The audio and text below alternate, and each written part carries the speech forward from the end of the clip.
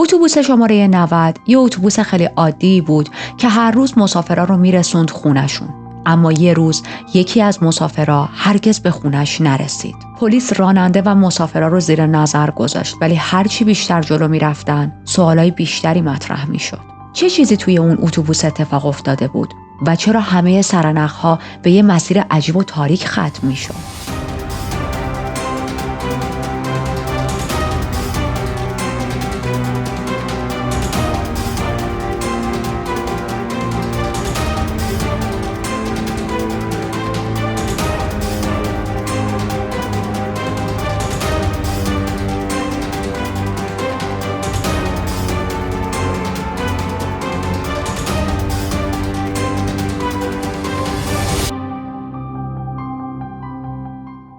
من ریتا هستم و در این چنل وارد دنیای جنایی میشیم، جایی که حقیقت عجیبتر از خیاله و مرز بین خوب و بد محو میشه. یادتون باشه کانال رو سابسکرایب کنید و زنگوله کنارش رو هم بزنید تا از آپلود شدن ویدیوهای جدید زودتر از همه مطلع شید. بریم سراغ پرونده امروز.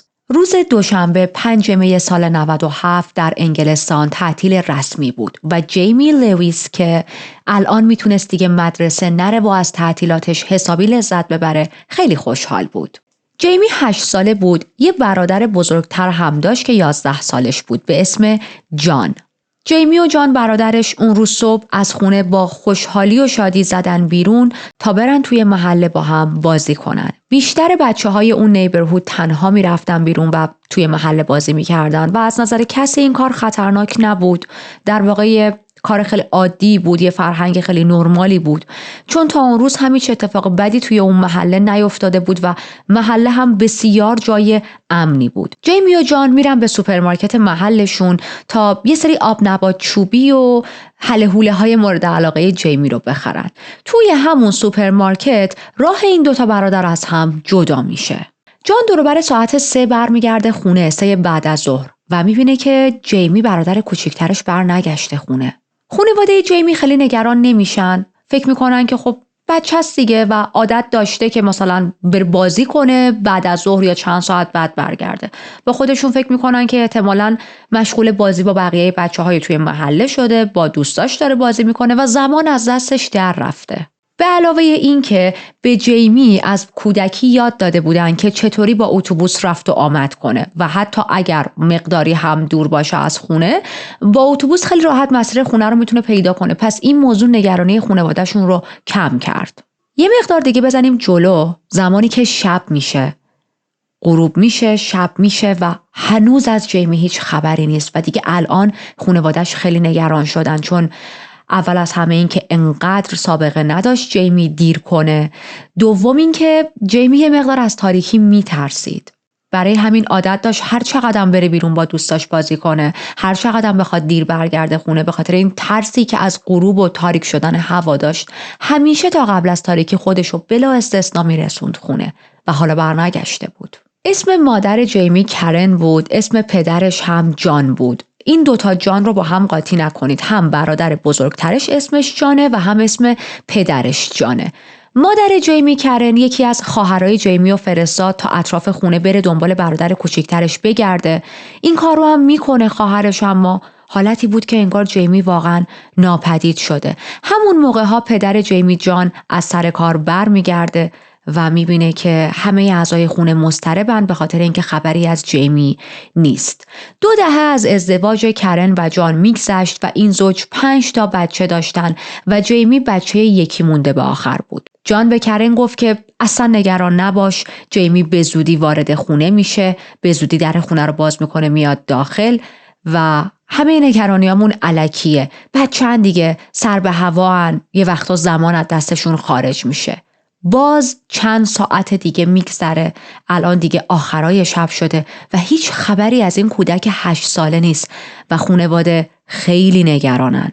یکی دیگه از مواردی که خانواده جیمی رو خیلی نگران میکرد جثه‌اش بود. درسته که گفتیم یک کودک 8 ساله است، اما از این بچه‌هایی بود که وقتی نگاهش میکردید فکر میکردید 5-6 ساله است و یه ذره لاغرتر از سنش به نظر میومد، یک مقدار کوچیکتر بود از سنش و حتی وقتی میخواستن براش لباس تهیه کنن توی قسمت کودکان 7-8 ساله نمیرفتن، معمولا برای کودکای مثلا 5-6 ساله تو اون قسمت میرفتن تا واسش لباس تهیه کنن. خب این به چه معناست؟ به هر حال هر چقدر سن یک انسانی کمتر باشه، پایین تر باشه، میزان آسیب پذیریش هم ممکنه بیشتر باشه و الان ما جیمی رو داریم با اینکه 8 سالشه شبیه یک کودک 5-6 ساله به نظر میاد و این میتونه آسیب پذیری رو خیلی بیشتر بکنه.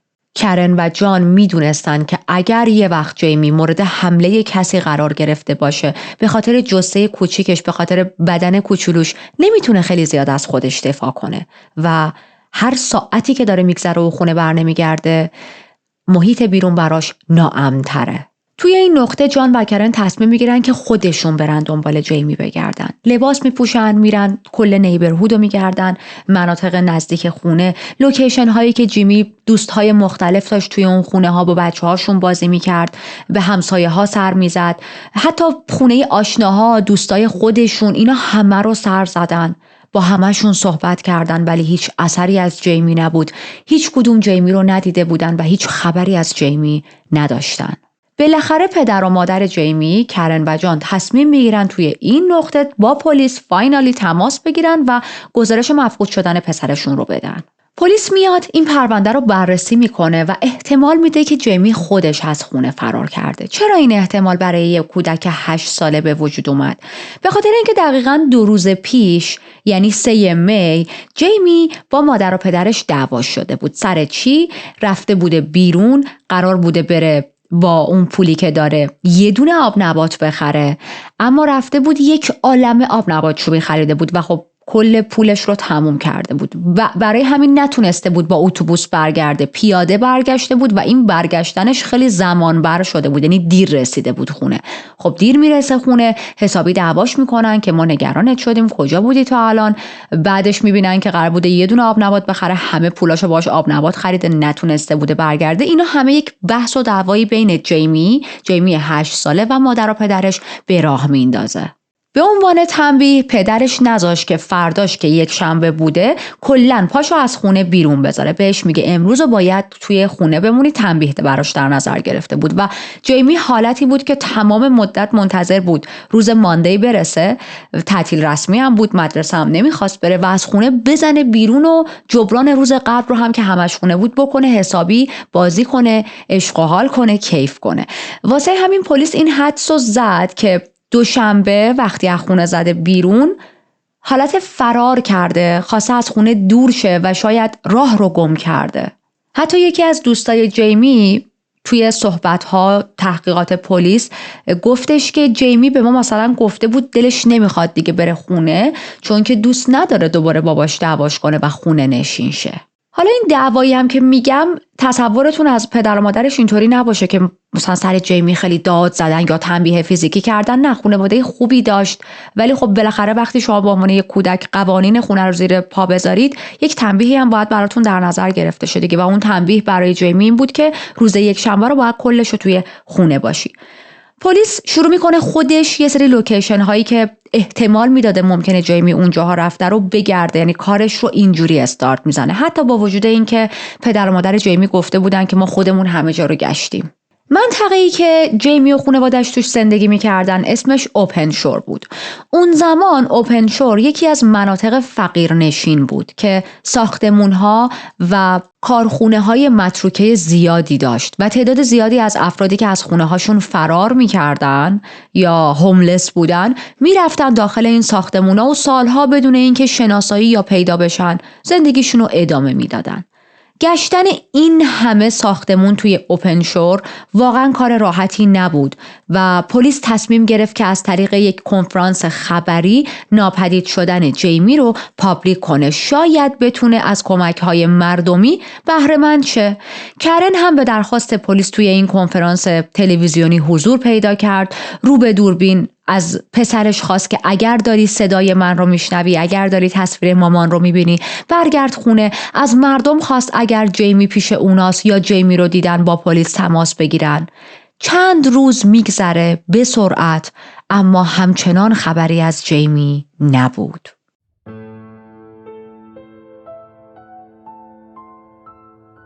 وقتی خبری از جیمی نمیشه، پلیس تصمیم میگیره تحقیقاتش رو گسترده تر کنه. از سگ و هلیکوپتر استفاده میکنه برای پیدا کردن جیمی. بعد از سالها اون منطقه، اون شهر داشت به خاطر پرونده جیمی وسیعی ترین تحقیقات و جستجوی پلیس رو به خودش میدید. آخرین بار توی دهه 60 برای قتل‌های مور که به مورز مردرز معروف بودن چنین تحقیقات وسیعی انجام شده بود توی اون شهر و اتفاقاً قربانی‌های این قتل‌های سریالی هم کودکان بودن. اگر خاطرتون باشه از همراه‌های قدیمی باشید، ما هم توی این چنل این قتل‌ها رو کاور کردیم. بعد از اون تحقیقات وسیع و گسترده، پلیس دیگه با پرونده‌ای روبرو نشده بود که بخواد اینجوری براش خیلی گسترده تحقیقات انجام بده و حالا پرونده جیمی اولین پرونده‌ای بود که داشتن انقدر وسیع براش سرچ می‌کردن. 1.5 هفته میگذره. ما میرسیم به پنجشنبه 15 می که یه نفر با پلیس تماس میگیره و یک چیزی رو ریپورت میکنه. میگه که من چند روز پیش جیمی رو با یه مرد جوونی دیدم که به صورت ژنتیکی یه خالی روی گردنش بود. خالی که از بدو تولد روی گردنش به وجود اومده. چهره نگاری انجام میدن. با اون کسی که تماس گرفته بود صحبت میکنن، بر اساس مشخصاتی که داده بود چهره نگاری انجام میدن، ولی این چهره نگاری رو پخش نمیکنن. چند روز دیگه میگذره، میبینن که هنوز هیچ خبری از جیمی نشده. تصمیم میگیرن اون چهره نگاری رو حالا پخش کنن. دلیل اینکه چهره نگاری رو پخش نکرده بودن به خاطر اینکه چهره‌ای که از این شخص، از این مظنون احتمالی داشتن خیلی کلی بود، ولی باز همون رو هم پخش میکنن، ولی فایده ای نداشت. هیچ خبری نشد. وضعیت زندگی خانواده جیمی خیلی به هم ریخته بود. یه نگاهی بندازیم به وضعیت خونشون. جان پدر جیمی از کارش که توی یه فرودگاه بود، فرودگاه منچستر، استعفا داد تا بتونه تایم بیشتری رو صرف جستجوی پسرش بکنه. خواهر بزرگتر جیمی که اون زمان 15 سالش بود کلاً مدرسه رو رها کرد تا بتونه خونه باشه، به سیبیلینگاش رسیدگی کنه و مادر و پدرش وقت این رو داشته باشن که فقط روی پیدا کردن جیمی فوکوس کنن. محیط خونه، فضای خونه خیلی سنگینه. همه حالشون بده. هیچکی نمیتونه غذا بخوره، هیچکی نمیتونه بخوابه، نمیتونن با هم حرف بزنن. خیلی وقتا شاید موقع صحبت کردن حتی با هم دعواشون شه، چون همه عصبیان، همه نگران جیمی ان و خب تمام مدت هم دارن دنبال این بچه میگردن اما پیدا نمیشه. بریم سراغ تحقیقات پلیس. پلیس فکر میکرد که ممکنه جیمی روز مفقودی سوار اتوبوس شماره 219 شهر شده باشه. حالا چرا این فکر رو میکرد پلیس؟ چون جیمی خیلی دوست داشت که سوار اتوبوس بشه و به عنوان یک کودک این کار براش یه حالت فان بود، تفریح بود. اون دیدی که ما روی اتوبوس ها داریم افراد بزرگسال دارن رو جیمی نداشت. خیلی براش جالب بود سوار اتوبوس شدن و حالا یه مقصدی پیاده شدن. یکی از همون روزا که جیمی هنوز پیدا نشده، همچنان مفقوده و همه دارن دنبالش میگردن، خواهر 12 سالش جین که اتفاقاً از خونه زده بود بیرون تا دنبال جیمی بگرده، سوار یه اتوبوسی میشه که راننده این اتوبوسی آقایی بود. شروع میکنه با این آقا صحبت کردن. این آقا راننده اصلی اتوبوس شماره 219 بود، یعنی همون اتوبوسی که پلیس هم احتمال میداد جیمی سوار اون اتوبوس شده باشه. با این آقا صحبت میکنه، میگه مثلا اینطوریه، شما همچین مشخصاتی از یک کودکی ندیدید، برادر من گم شده. اسم این راننده درن ویکرز بود. درن میگه که یادم میاد اون روز حدود ساعت 10:30 صبح توی ایستگاه اشتون یه پسر کم سن و سالی سوار اتوبوس شده. ببینم برادرت یه ست گرمکن ورزشی آبی رنگ، آبی تیره که برند هم بود پوشیده بود. جین وقتی یکم فکر میکنه یادش میاد که آره اون روز برادرش جیمی همین لباسا تنش بوده و تأکید میکنه، میگه که آره همین لباسا تنش بوده. میگه که آره من این بچه رو دیدم، اتفاقاً اومد جلو با من صحبت کرد اما به من نگفته بود که اسمش جیمیه، خودش رو دیل معرفی کرد، یعنی مثلا اسم غلط به من داده بود. یه بلیت نامحدود داشت و خب میتونست هر چقدر که دلش میخواد با اتوبوس سفر کنه. خب منم نمیتونستم بهش بگم که مثلا از اتوبوس پیاده شو. روی صندلی جلویی نشست، از پنجره برای چند دقیقه بیرون رو نگاه میکرد، ساکت بود، چند بار با من و بقیه مسافرها یکم صحبت کرد، چت کرد و باز دوباره از پنجره به بیرون خیره میشد. میگه که جیمی چند ساعت توی اتوبوس مونده بود و دور شهر چرخیدیم. منم مشکلی توی این مسئله ندیدم، چون همونطوری که گفتم بلیت جیمی نامحدود بود و میتونست هر چقدر که دلش بخواد توی اتوبوس باشه. اتفاقا چند نفر از مسافرایی هم که اون روز سوار این اتوبوس شده بودن تایید کردن که جیمی رو دیدن.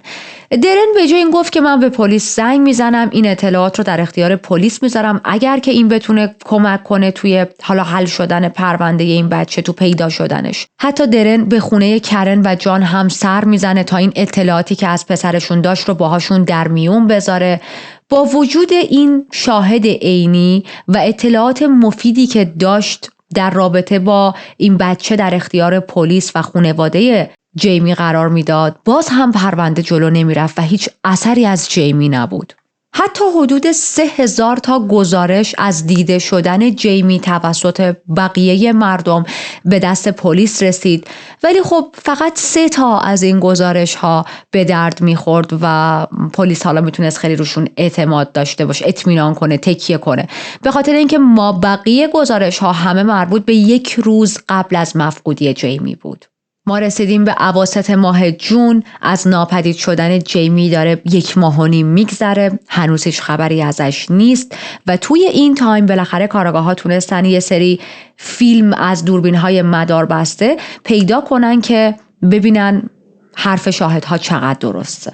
توی این فوتیج‌ها جیمی توی ایستگاه اشتون ایستاده، سوار اتوبوس میشه، اتوبوسی که به مقصد منچستره. این فیلم ها رو توی اخبار و مدیا پخش میکنن، مردم وحشت زده میشن. چرا؟ چون یاد یک کیس مشابهی میافتن که 4 سال قبل توی سال 93 اتفاق افتاده بود. پرونده جیمز باگلر، پسر بچه‌ای که توی یه شاپینگ سنتری نزدیک شهر منچستر گم شده بود و بعد از مدتی جسدش پیدا شد. از طریق فیلم‌های CCTV مشخص شد که جیمز توسط 2 پسر 10 ساله روبوده شده بوده. جسد جیمز در حالی که شدیداً شکنجه شده بود چند روز بعد کناره ریل قطاری پیدا شد و وقتی مردم فیلم‌های پرونده جیمز و جیمی رو با هم مقایسه کردن، یه تفاوت بزرگ دیدن و حالا همینم یه ذره آرومشون کرد. اونم این بود که جیمی به زور توسط کسی دزدیده نشده بود، اما پلیس معتقد بود که باز هم این کیس مفقودی جیمی کیس ساده‌ای نیست و جیمی کیدنپ شده و به قتل رسیده. اتفاقاً پرونده جیمز رو هم من جزو لیست گذاشتم که روزگاری برم سراغش و شاید یه روزی براتون اون رو هم کاور کنم. اونم پرونده جالبیه ولی خب اعصاب فولادین میخواد. پلیس به والدین جیمی این موضوع رو هم میگه که احتمال زنده پیدا شدن بچه‌تون واقعا کمه، چون تایم خیلی زیادی داره از مفقودیش میگذره، هیچ خبری ازش نشده، هیچ نشونی ازش نیست. اگر کسی دزدیده بودش دیگه باید تا الان بعد گذر 1-2 ماه مثلا یه جایزه‌ای، یه چیزی میخواست، یه مبلغی تعیین میکرد و ما هیچ تماسی نداشتیم با خود شماها، کسی تماس نگرفته. احتمال خیلی زیاد یک بلایی سر این پسر اومده. اما خانواده جیمی نمیخواستن این موضوع رو قبول کنن، نمیخواستن باور کنن، میگفتن که نه، به نظر ما جیمی هنوز زنده است و 1 نفر احتمال خیلی زیاد داره ازش نگهداری میکنه. حتی کرن توی یه مصاحبه با یکی از ژورنالیستا گفتش که پسر من خیلی پسر دوست داشتنیه، خیلی زیاد حرف میزنه، خیلی شیرین حرف میزنه. من نمیخوام منفی فکر کنم ولی با یه قسمت از وجودم احساس میکنم که جیمی هرگز قرار نیست برگرده خونه. یه قسمت دیگه وجودم هم داره میگه که چرا جیمی برمیگرده خونه. به هر حال ما هر روز و شب داریم دنبالش میگردیم و از روزی که نیامده خونه ما هم نتونستیم به زندگی ادامه بدیم. حتی خانواده جیمی توی یه برنامه تلویزیونی که موضوع اصلیش ترو کرایم بود و در رابطه با جنایت صحبت میکرد شرکت میکنن. همین برنامه باعث شد که افراد بیشتری از پرونده جیمی باخبر بشن. همون روزا یه نفر با پلیس تماس میگیره و میگه که جسد جیمی توی یک قبر کم عمق دفن شده. این منطقه که اون شخص ناشناس پشت تلفن همچین حرفی زده تقریبا 5.5 مایل از اوپن شور فاصله داشت. اوپن شور همون منطقه که گفتم خیلی افتضاح بود و پر خونه های متروکه بود و افراد هوملس خیلی داخلش زندگی میکردن. روز جمعه 27 جون بیشتر از 100 تا آفیسر و سگ‌های آموزش دیده پلیس جمع شدن تا برن اون منطقه رو سرچ کنن. تحقیقات 3 روز ادامه داشت، یعنی تا روز دوشنبه، اما هیچ مدرکی یا جسدی پیدا نکردن. پلیس از همون ابتدا به یه نفر خیلی مشکوک بود و اون شخص هم کسی نبود جز همون راننده اتوبوس، کسی که آخرین بار توی اتوبوسش جیمی رو دیده بود.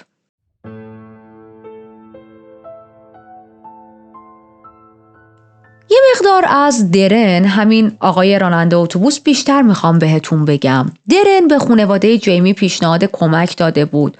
خب طبیعتا خانواده جیمی با کمال میل قبول کردن. درن موقع تحقیقات همیشه کنار کرن و جان حضور داشت. با این خانواده ارتباط نزدیک و صمیمانه‌ای برقرار کرده بود. درن زمان این پرونده یک جوون 27 ساله بود، متأهل بود، 4 تا بچه داشت. هر کاری که از دستش برمی اومد برای کرن و جان انجام میداد. براشون غذا می برد، مراقب بقیه بچه های کرن و جان بود. ماشینشو بهشون قرض داده بود تا باهاش بتونن برن پخشن، مثلا یکی با ماشین خودش بره، یکی با ماشین درن بره و دنبال جیمی بگردن. حتی خیلی وقتا خودش هم توی اوقات فراغتش با اونا همراه میشد و ساعات زیادی رو صرف جستجو میکردن. درن حتی کنار غرفه هایی که توی خیابونا برای نیازمندا غذا پخش میکردن وای میستاد به امید اینکه شاید جیمی برای سیر کردن شکمش به یکی از اون غرفه ها سر بزنه و درن اونو اونجا ببینه و پیداش کنن. درن به جای کرن و جان خیلی وقتا با رسانه ها صحبت میکرد وقتی حال کرن و جان بد بود. یه عکس از جیمی همیشه توی دستش داشت و از مردم تقاضای کمک میکرد، میگفت مثلا اگر این چهره رو دیدین به ما بگید. تمام مدت به خانواده جیمی امید میداد که نگران نباشید، من از ته قلب مطمئنم، ته دلم یه حسی روشنه که جیمی هنوز اون بیرون زنده است.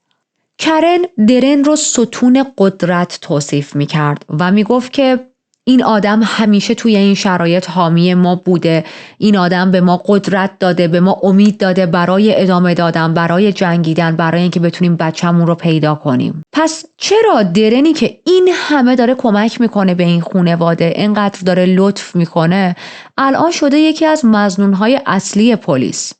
دلیلش الان بهتون میگم. اولین دلیلش این که درن آخرین کسی بود که جیمی رو دیده بود و ما میدونیم همیشه توی کیس‌های مفقودی آخرین شاهد میتونه اصلی ترین مظنون پلیس باشه.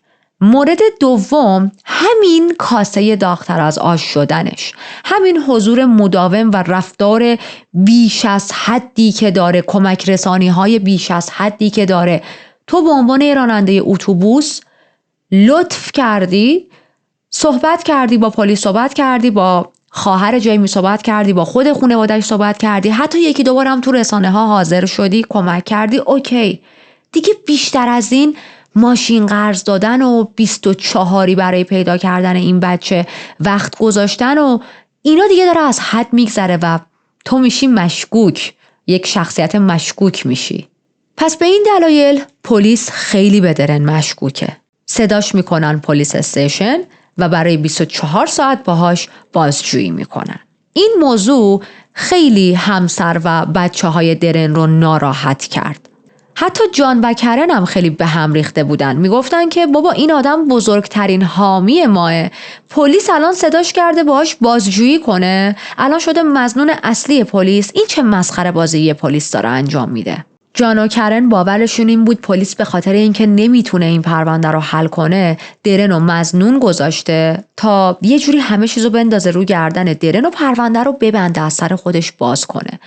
پلیس هم مدرکی برای اثبات گناهکار بودن درن نداشت و نمیتونست بیشتر از 24 ساعت نگهش داره. پس در نهایت درن رو آزاد میکنن. کرن و جان وقتی فهمیدن که درن قراره آزاد بشه خیلی خوشحال شدن، با خوشحالی اومدن استقبالش، رفتن به پلیس استیشن، حتی به مناسبت آزادیش براش یه جشن کوچیک هم گرفتن ولی پلیس قرار نبود بیخیال شه و رفت سراغ خونه و ماشین درن تا اونها رو هم بگرده. توی خونه درن نتونستن چیزی پیدا کنن، ولی توی صندلی عقب ماشینش یه لکه خون پیدا کردن.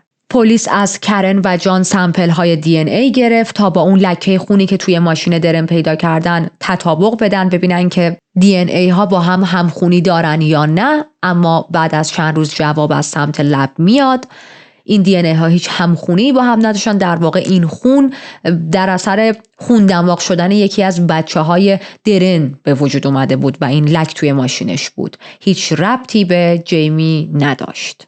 این موضوع که پلیس درن رو دستگیر کرد، اومد خونش رو گشت، اومد ماشینش رو گشت، خیلی برای خود شخص درن سنگین بود. درن میگه که من به خاطر صمیمیتی که با این خانواده برام به وجود اومده، حالا بر اساس یک اتفاقی من با این خانواده صمیمی شدم، شغلم رو رها کردم. از اون طرف رابطم خیلی با همسرم چند وقت بود بد شده بود، شغلم رو که رها کرده بودم، رابطم هم بد بود، پس نیاز داشتم به یک هدف جدیدی توی زندگیم، نیاز داشتم حتی به یک جای جدیدی که اوقات خالیم رو توش بگذرونم و برای همین در کنار خانواده جیمی بودن حال من رو خوب میکرد. یک سر کنارشون بودم، تلاش میکردم بهشون کمک کنم، چون احساس میکردم اینجوری از مشکلات خودم میتونم دور باشم. درسته که من با این خانواده سر یک موضوع ناراحت کننده یعنی مفقودی جیمی آشنا شدم، اما آشنایی من با این خانواده واقعا برام اتفاق خوبی بوده تو زندگیم. کرن و جان برای اینکه کمک‌ها و لطف‌های درن رو جبران کنن دعوتش میکنن تا کلن موف کنه به خونشون. خب گفتیم که درن وضعیتش با همسرش اصلا خوب نبود و اصلا دنبال این بودش که خونش رو عوض کنه. این دعوت رو با خوشحالی قبول میکنه. کرن و جان طبقه پایین توی لیوینگ روم میخوابیدن تا درن بتونه خیلی راحت توی اتاق خوابشون بخوابه. یعنی انقدر خودشون رو مدیون درن میدونستن که اتاق خواب اصلیشون رو داده بودن به درن هم توی نگهداری و کارهای 4 تا بچه به کرن و جان کمک میکرد. بعضی وقتا بچه ها رو به کلاس‌های مختلف میبرد. رابطه این 3 نفر انقدر به مرور زمان نزدیک شد که درن از کرن و جان خواست مادر خونده پدر خونده بچه توراهیش که حالا همسر سابقش ازش بارداره بشن. وقتی خبر بازجویی شدن و گشتن خونه درن به بیرون درس پیدا کرد، مقالات زیادی در موردش چاپ شد و توی اخبار کاور شد و الان درن مجبور بود که با رسانه ها صحبت کنه، حالا حرفی بزنه، یه مقدار شایعات رو کم کنه. درن توی خونه جان و کرن در حالی که کنار کرن نشسته بود با رسانه ها مصاحبه تلویزیونی کرد و توی این مصاحبهش گفت من فکر میکنم کار درستی کردم که گفتم روز مفقودی جیمی رو دیده بودم، ولی هیچ وقت فکر نمیکردم که به خاطر دزدیدن جیمی بازجویی و دستگیر بشم. به خاطر اینکه آخرین نفری بودم که اون رو دیدم پلیس منو بکنه مسئول اصلی. به نظرم این یه جوکه. من ساپورت خانواده جیمی رو دارم و همه اعضای این خانواده از من حمایت میکنن. توی یکی از همین اینترویوها یک عکسی گرفته شد از درن که بعداً این عکس خیلی معروف شد، خیلی همه جا پخش شد. توی این عکس درن به صورت شرتلس بالاتنه برهنه بین جان و کرن نشسته روی مبل خونه جان و کرن و دستاشو اینجوری انداخته دور شونه هر 2 نفر اینا. یه حالت راحتی که مثلا ما تو خونه خودمونم شاید اینجوری انقدر راحت نشونیم، ولی خب این نشسته.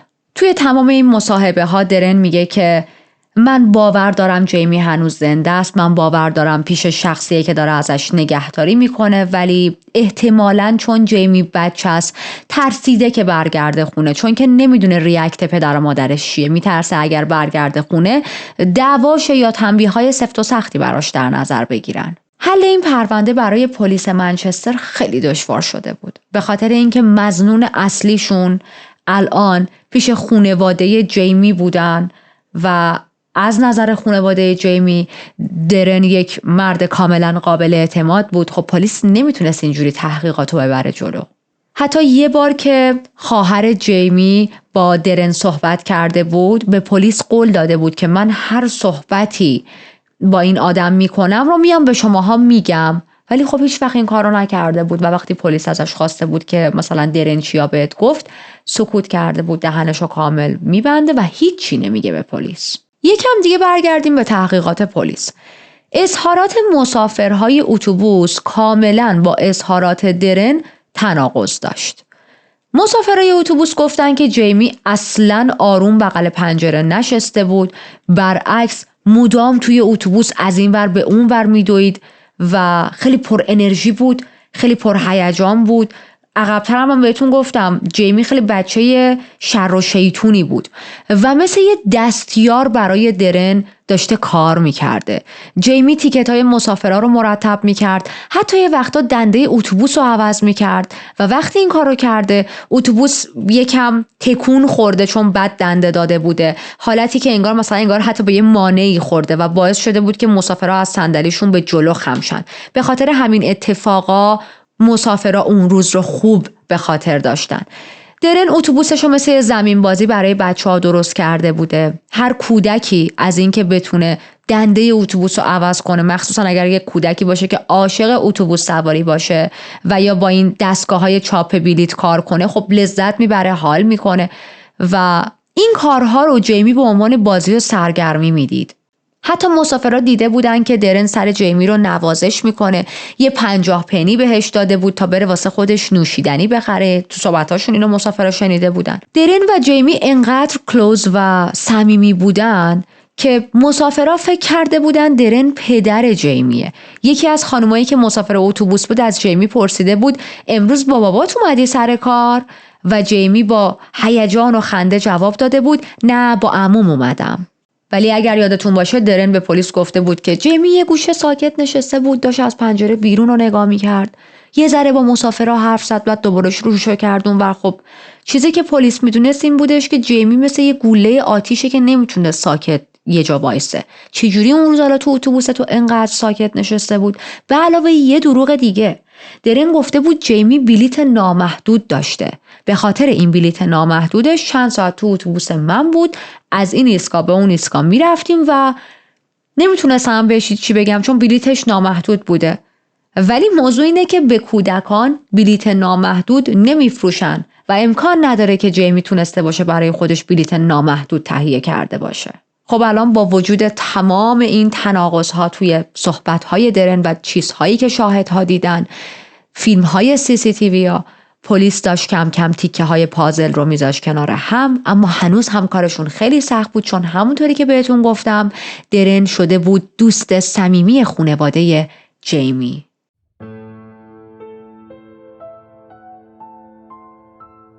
بریم این فیلم رو بهتون بگم. اوایل فیلم رکورد شده جیمی تنها ایستاده، ولی کمی بعد بین دوروبر ساعت 11:20 صبح درن میاد، سر جیمی رو نوازش میکنه، بعدش با هم سوار اتوبوس میشن. درن این ماجرا رو برای پلیس تعریف نکرده بود، فقط گفته بود که جیمی 6 ساعت تو اتوبوس بوده و دور شهر میچرخید و بعد از تموم شدن شیفت درن بهش پیشنهاد داده که اونو به خونش برسونه چون هوا دیگه بارونیه و داره تاریک میشه، ولی جیمی گفته که نمیتونه بره خونه چون مادر و پدرش خونه نیستن، پس به جاش درن جیمی رو نزدیک خونه مادر بزرگش پیاده کرده. این داستانی بود که درن به پلیس گفته بود، هیچ حرفی نزده بود ما از قبلش مثلا دم ایستگاه وایساده بودیم و من سرشو نوازش کردم و این حرفا. به گفته درن احتمالاً از اون موقع به بعد یه اتفاقی برای جیمی افتاده، یعنی میگه تا تو اتوبوس من بود همه چی اوکی بود. پلیس قرار نبود هیچ کدوم از حرفهای درن رو باور کنه، پس به تحقیقاتش ادامه میده. میرن سراغ جزئیات شخصیت درن، جزئیات اصلا کارش و متوجه میشن درست چند روز قبل از ناپدید شدن جیمی درن به عنوان راننده اتوبوس کارش رو شروع کرده. پلیس میره سراغ اون شرکتی که درن رو استخدام کرده بود به عنوان راننده اتوبوس، برگه استخدام رو ازشون میخواد، مشخصات درن رو ازش میگیرن. یه قسمتی داره برگه استخدام که داخلش مثلا شما معرفات رو برای گرفتن اون شغل توش پر میکنی. یه سری اسامی درن نوشته بود که همش اسامی چرت و پرت و دروغین بود، هیچ کدومشون شخصیت‌های واقعی و حقیقی نبودن بجز یک اسم. اون یک اسم کی بود؟ یک شخص پدوفایل که اتفاقاً این آقایی که پدوفایل بوده، قبلا یک بار به خاطر تجاوز به یک کودک افتاده بوده زندان و اومده بوده بیرون، از دوستهای درن بوده. برای همین پلیس توی این پوینت به این نتیجه میرسه که احتمال خیلی زیاد درن هم یک پدوفایله. بعد از اتمام شیفتش جیمی رو دزدیده، بهش تجاوز کرده، به قتل رسوندتش و جسدش رو جایی رها کرده. اما خب بدون جسد نمیتونستن کاری کنن دیگه، نمیتونستن هیچ چیزی رو اثبات کنن. یکی دیگه از چیزهایی که پلیس اصلاً نمیتونست حس خوبی به درن داشته باشه و رفتاراش رو خیلی مشکوک‌تر میکرد همین موضوعی بودش که درن قبل از این که بره سراغ پلیس تو اخبار مفقودی این بچه رو دیدی.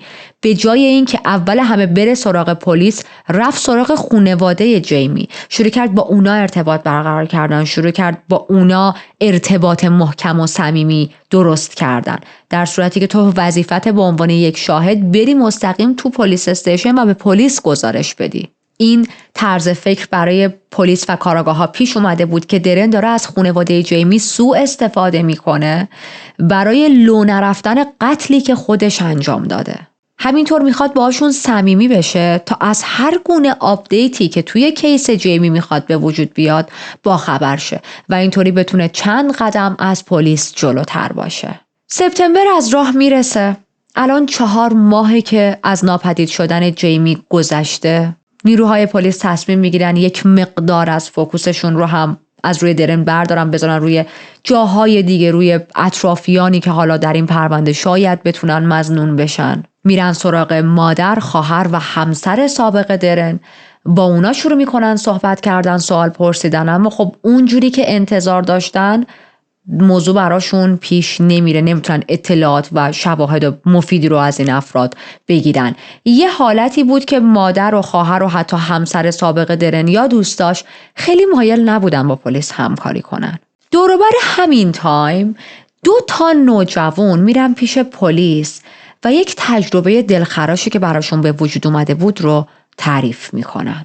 میگن که شب بود، یه مرد غریبه سعی کرده بود به زور ما رو به یه پارک جنگلی ببره، پارکی که اطراف منچستر بود، به بهانه پیدا کردن جیمی که مفقود شده. مرد یه عکس از جیمی به این تینیجرها نشون داده، گفته که فکر کنم این خودشه.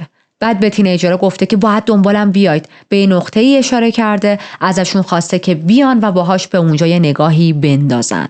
تینیجرها به خاطر تاریکی نمیتونستن چیزی ببینن، خیلی هم ترسیده بودن، پس یه بهانه‌ای جور کردن و اون مرد رو پیچوندن و سریع محل رو ترک کردن. گفتن که چهره مرد براشون آشنا بوده، قبلا اونو توی تلویزیون در حال اینترویو کردن دیده بودن. و این مرد کی بود؟ بله، این مرد همون راننده اتوبوس درن ویکرز بود.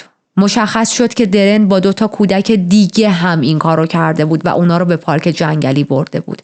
از نظر پلیس این مدارک برای متهم کردن درن به دزدیدن جیمی کافی بود. پس در اواسط اکتبر برای 2مین بار درن رو دستگیر کردن. نیروهای پلیس به پارک جنگلی رفتن، اون 2 تینیجر همکاری کردن، مسیری که درن اونا رو برده بود رو به پلیس نشون دادن. پلیس توی یه بخشی از زمین، توی ایریا و مناطقی که اونجا بود، یه ست گرمکنه ورزشی آبی تیره پیدا کرد، یه کت سبز بچگونه پیدا کرد که خب این ست گرمکنه آبی و اینا متعلق به جیمی بود.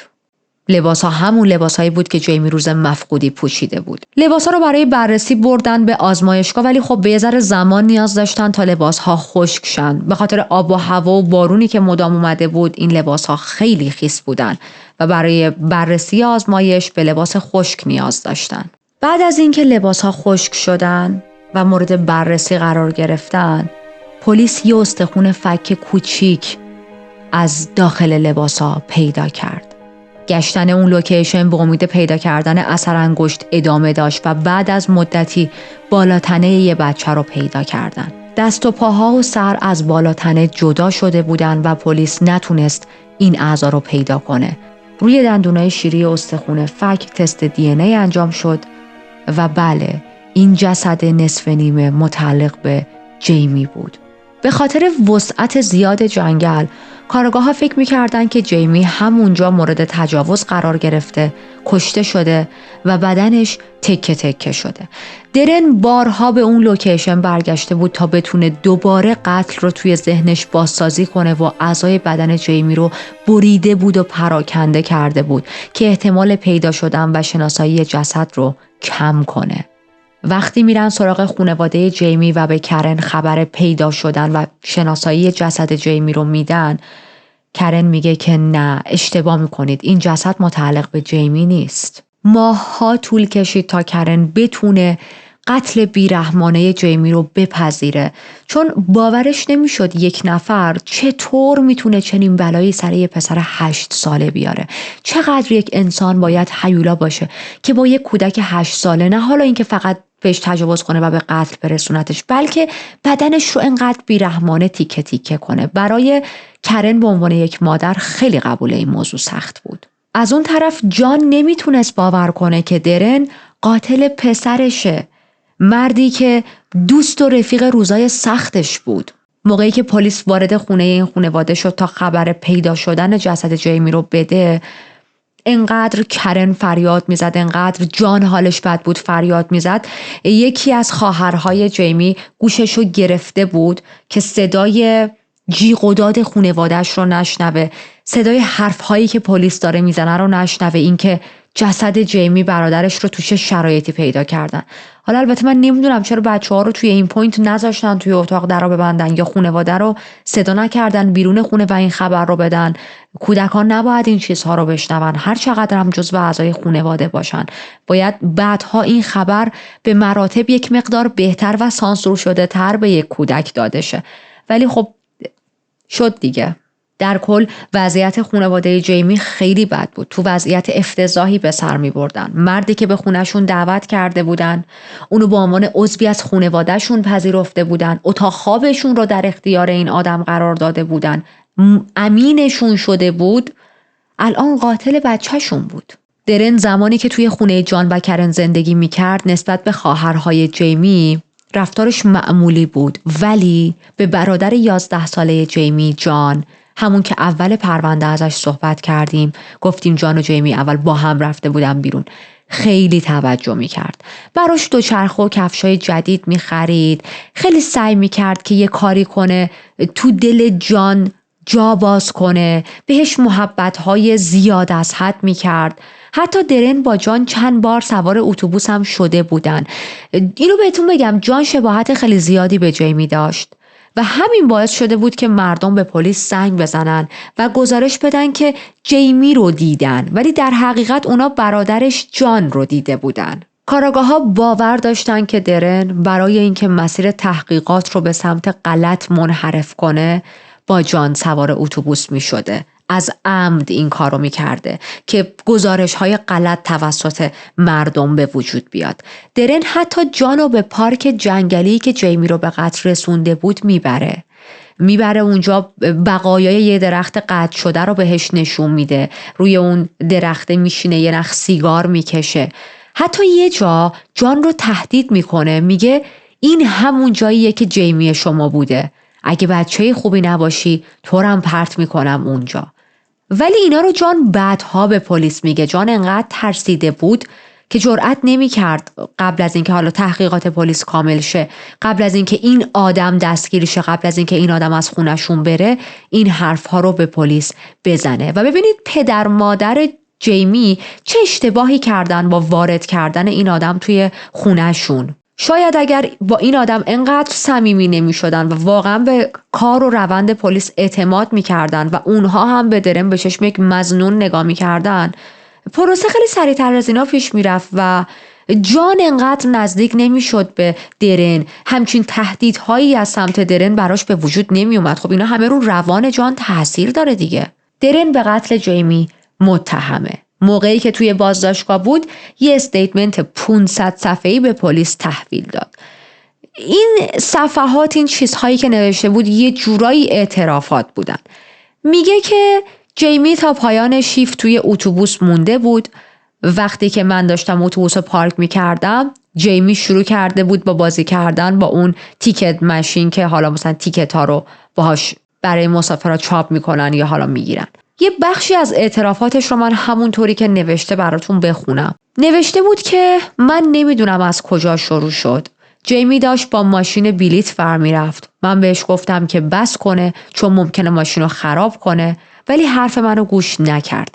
دست چپمو بلند کردم و محکم زدم توی سرش. وقتی جیمی رو زدم یهو افتاد زمین و سرش خورد به میله. میگه بعد از اینکه سرش خورد به میله با سر به جلو افتاد و افتاد رو پله‌های در خروجی اتوبوس. درن بهش گفته جیمی ببخشید نمیخواستم بهت آسیب برسونم، حالت خوبه؟ اما جیمی بهش جوابی نداده. میره جلو، میبینه جیمی دیگه نفس نمیکشه، چشماش هم بسته است باز نمیشه و حسابی پنیک کرده بود. میفهمه که اونجا جیمی مرده، دیگه کار از کار گذشته. جیمی رو میبره میذاره توی ماشینش، به سمت خونش رانندگی میکنه. خب جسد رو که نمیتونست ببره خونش، کنار خونش یه خونه متروکه، یک خونه خالی بود، جسد رو میذاره اونجا. بعد همسر و بچه‌هاش رو به خونه پدر مادرش میفرسته تا بتونه بدون هیچ مزاحمتی این جسد رو جابجاییش رو انجام بده.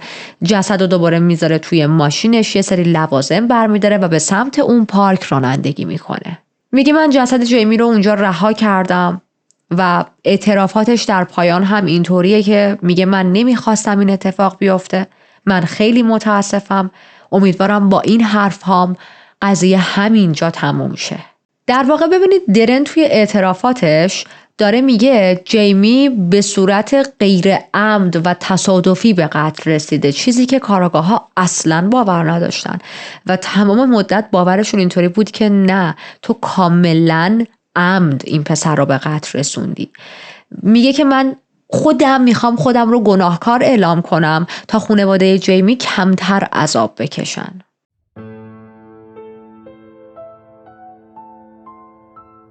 دادگاه محاکمه درن 2 سال بعد از قتل جیمی اوایل مارچ 1999 شروع شد و به مدت 7 هفته ادامه داشت. اعترافات درن خیلی مبهم بودن، متد قتل هم که مشخص نبود، جسد جیمی رو هم که تیکه تیکه کرده بود و همه اینا باعث می شد که محاکمه سخت‌تر بشه. اما برخی از رفتارها و حرفهای دیگرش هم محاکمه رو باز طولانی‌تر و سخت‌تر کرده بود. حالا چی براتون تعریف کنم؟ توی دادگاه درن میگه که جان پدر جیمی کسی بوده که جیمی رو به قتل رسونده.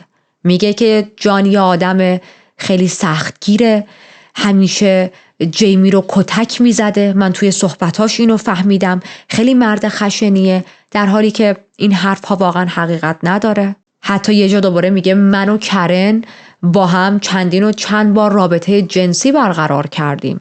ببینید به هر شاخه‌ای چنگ میزد که تمرکز پلیس رو از روی خودش برداره و بگه حالا من هر کاری هم کردم، این خانواده هم مقصرن، خانواده قربانی پای اونا هم گیره. میگه یکی از بارهایی که ما رفته بودیم توی یه لوکیشنی تا دنبال جیمی بگردیم، فقط من و کرن تنها بودیم، توی یه پارک خلوتی بود. کرن اومد نزدیک من، به من گفت که من خیلی از تو خوشم میاد و بیا با هم سکس داشته باشیم. بهم گفت تو خیلی مرد جذابی هستی و ما بعد از اون چندین و چند بار با هم رابطه جنسی داشتیم. توی دادگاه ها میگه ما 11 بار با هم وارد رابطه جنسی شدیم. حتی تو زمان محاکمه کرن باردار بود و درن از این موضوع سوء استفاده کرد. گفت این بچه‌ای که کرن الان بارداره بچه منه. خب طبیعتاً کرن تمام این ادعاها رو رد کرد، حتی مجبور میشه که بره آزمایش خون بده تا به همه ثابت کنه که بابا پدر این بچه‌ای که تو شکم منه همسرم جانه و نه این راننده اتوبوس درن. توی دادگاه میگه تمام حرفهای درن دروغه. میگه 18 سال من با جان داریم با هم زندگی میکنیم، زندگی ما خیلی خوب بود، ما یک زن و شوهر بسیار صمیمی هستیم با هم، هیچ دلیلی نداره که من بخوام ازش چیزی رو مخفی کنم، هیچ دلیلی نداره بخوام وسط این بدبختی که برامون پیش اومده بود و بچه‌مون گم شده بود کاری کنم که اون رو بیشتر ناراحت کنم. ولی خب متاسفانه اون عکسی که عقب‌تر بهتون گفتم درن شرتلس نشسته بود و دستشو انداخته بود دور گردن این 2 نفر، اون عکسه باعث شد خیلی به این شایعات دامن زده شه. دروغ‌های درن خانواده جیمی رو خیلی ناراحت کرده بود. بالاخره یه زمانی با این آدم به قول خودمون یه نون و نمکی خورده بودن دیگه و خیلی ناراحت بودن از اینکه میدیدن این آدم داره همچین حرفهایی رو توی دادگاه میزنه بر علیه ما. چقدر آقا تو پررویی. از اون طرف مردم یه سری پچ‌پچ‌هایی شروع کرده بودن، حرفهای درن رو باور کرده بودن، میگفتن که آره حتما اون ضرب المثلی هست که ما داریم میگیم تا نباشد چیزکی مردم نگوین چیزها. باورشون اینطوری بود، میگفتن خب یه چیزایی بوده بین اینا که درن اومده و داره تو دادگاه میگه با کرن رابطه جنسی داشته. تا جایی که حتی روی در و دیوار خونه این زوج، این خانواده مینویسن کرن با قاتل پسرش میخوابیده، با اسپری همچین متن رو مینویسن. کارگاه پرونده راجع به شخصیت درن توی رسانه ها حرف خیلی قشنگی میزنه. میگه که درن یک شخص کنترلگر بود، عاشق کنترل کردن بود، خانواده قربانی رو کنترل کرده بود، رسانه ها رو کنترل کرده بود، حتی تحقیقات پلیس رو به نفع خودش کنترل کرده بود و تا آخر هم داشت به این کارش ادامه میداد. در نهایت هیئت منصفه که تشکیل شده بود از 9 تا زن و 3 تا مرد درن رو گناهکار دونستن. موقع خوندن این حکم کرن گریش بند نمی اومد. قاضی درن رو به حبس ابد با امکان درخواست آزادی مشروط بعد از 23 سال محکوم کرد و گفت که درن بارها سعی کرده با دروغ و فریب واقعیت رو مخفی نگه داره و جلوی اجرای عدالت رو بگیره، اما این بار نمیتونه. اون 2 تا تینیجری که اومدن به پلیس اطلاعات مفید دادن از سمت قاضی تحسین شدن، به هر کدومشون 150 پوند جایزه دادن. کرن بعد از اینکه محاکمه درن تموم شد از دادگاه اومد بیرون، با خبرنگاری ها صحبت کرد، گفتش که امروز عدالت برای جیمی برقرار شد و روحش به آرامش رسید. هیچ بچه‌ای لایق این نیست که مثل جیمی به قتل برسه و خوشبختانه که الان درن داره میره داخل زندان، بقیه بچه‌های منچستر در امان هستن. اما کمتر از 24 ساعت بعد از محاکمه رسمی درن درخواست کرد تا با کاراگاه مسئول پرونده جیمی صحبت کنه. 4 روز بعد کاراگاه حاضر میشه، میره تا با درن صحبت کنه. توی زندان فوق امنیتی ویزیتش میکنه. درن میزنه زیر گریه، با گریه به کاراگاه میگه که حق با نیروی پلیس بود، کسی که جیمی رو دزدیده بود من بودم، بهش تجاوز کردم، به قتل رسوندمش. ببینید اینا رو هیچ کدوم توی دادگاهش نگفته بود و همه چیز رو فقط داشت مینداخت گردن این و اونو، میگفت من بیگناهم. میگه آره من بعدش به قتل رسوندمش، تمام اتهاماتی که به پدر جیمی زدم، تمام اتهاماتی که به این خانواده زدم دروغ بوده. کاراگاه پرونده میفهمه که درن به همبندی‌های زندانش هم اعتراف کرده بوده. البته پیش اونا مدل اعتراف کردنش با این مدلی که جلوی کاراگاه نشست و داشت گریه میکرد خیلی فرق داشت. پیش اونا بدون نشون دادن هیچ ایموشنی حرف زده و فقط جلوی کاراگاه داشته خودشو خیلی گریون و ناراحت نشون میداده. به همبندیاش گفته بوده که وقتی جیمی داشته پولای کرایه اتوبوس رو میذاشته توی جیبش بهش حمله کرده. میگه که قبلا با دوستای پدوفایلم، دوستایم که مثل خودم بودن، دور و بر خونه هایی که مخصوص نگهداری از کودکان محروم بود خیلی پرسه میزدیم و همیشه دنبال یه فرصت مناسب بودیم، چون این بچه ها برای مقدار کمی پول حاضرن هر کاری بکنن. ولی خب خوشبختانه هیچ وقت موقعیتی پیدا نکرده بود که به یکی از این بچه ها حمله کنه. اعترافای جدید درن زمانی که میخواست درخواست آزادی مشروط بکنه بر علیهش استفاده شد و درخواست آزادی مشروطش رد شد. یعنی همون موقع گفتن باشه اوکی دستت درد نکنه، حالا اینا رو هم گفتی و دیگه برو به ادامه زندانت برس. ولی موقعی که خواست آزادی مشروط بزنه این اعترافا بر علیه خودش استفاده شد. یه جای دیگه کرن به رسانه ها راجع به اعترافات جدید درن میگه که اعترافات درن ما رو خوشحال کرد، نشون داد که هر چند کم ولی مقداری وجدان توی وجودش داره، به علاوه این که اتهامات از روی جان پدر جیمی برداشته شد و الان اسمش پاک شد. درن 2 بار درخواست تجدید نظر زد، هر 2 بارش رد شد. مادر درن توی سال 2005 یه ذره شلوغکاری کرد، رفت به پلیس و رسانه ها و اینا گفتش که پلیس از پسر من به زور اعتراف گرفته، درن این داستانا رو از خودش در آورده. خواهرش، حتی همسر سابقش، اینا خیلی اومدن از درن دفاع کردن یه ذره دادگاه شکایت کشی رو انداختن. حالا من اینا رو خیلی دارم براتون خلاصه میکنم. در آخر این شکایتاشون به جایی نرسید، حتی متهم شدن به این که اگر این حرفای بی‌پایه و اساستون رو بخواید ادامه بدید، به خاطر حروم کردن وقت دادگاه، حروم کردن وقت نیروی پلیس، به خاطر حروم کردن پول این پرونده ها، ممکنه که حتی دستگیرتون هم بکنیم و دیگه اونجا کشیدن کنار. نمیدونم، بعضیا خیلی پرروان توی بعضی از پرونده ها. توی نوامبر سال 2022 یکی از خبرگزاری‌ها اعلام کرد که ممکنه درن که اون موقع سال 2022 56 سالش بود، ممکنه به زودی آزاد شه، چون دوباره آزادی مشروط خواسته بود. توی فوریه سال 2023 این آزادی مشروطش هم در دست بررسی قرار میگیره، اما در نهایت رد میکنن. میگن که این آدم هنوز خطرناکه، آزاد کردنش خیلی ریسکیه برای جامعه، تهدید به ویژه برای کودکانی که توی جامعه حضور دارن. خانواده جیمی هر سال برای کریسمس و روز تولدش میرن سر قبر بچهشون، میرن سر قبر جیمی. کرن میگه که به جای اینکه روز تولد جیمی براش اسباب بازی بخرم، باید برای قبرش گل بخرم و این هر سال برام مثل عذاب میمونه. کرن شعرها و دلنوشته های زیادی برای جیمی نوشته. متن یکی از این شعرها و نوشته ها به این صورته: از بین تمام نعمت ها و هدیه های بزرگ و کوچیکی که توی زندگیم داشتم، داشتن تو به عنوان پسرم بهترین هدیه‌ام بود. لبخندت برای همیشه رفته، دیگه هیچ وقت نمیتونم دستتو تو دستم بگیرم، اما هرگز خاطراتی که با هم ساختیم رو فراموش نمی کنم.